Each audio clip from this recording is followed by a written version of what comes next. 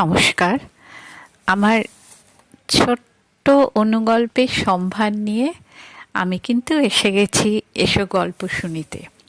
শুরু করি। রাত 12টা।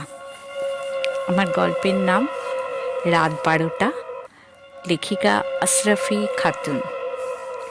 রাত 12টায় আবার সেই ঠক ঠক শব্দ। ঘুম ভেঙে যায় সুকন্যার। বেশ কদিন ধরেই রাত 12টায় ঘুম ভেঙে যাচ্ছে তার, আর শুনতে পায় সেই ঠক ঠক শব্দ। আর কে যেন বলে, এসো, চলে এসো।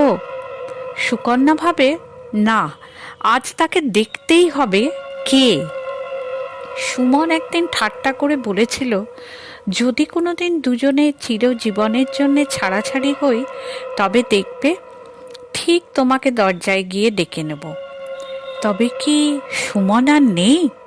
সাহসে ভর করে দরজা খুলে বাইরে বেরোতে গিয়েই কে যেন পেছন থেকে জোর ধাক্কা দেয়।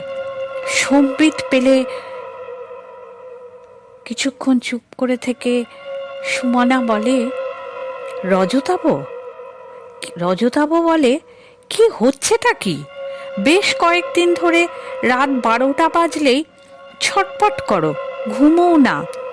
আজ আবার দরজা খুলে। রজতাভ তো জানে না রাত 12টায় যে ডাকার কথাই বলেছিল সেই ডাকে। নমস্কার বন্ধু, ছোট্ট অনুগল্প রাত 12টা শেষ করলাম।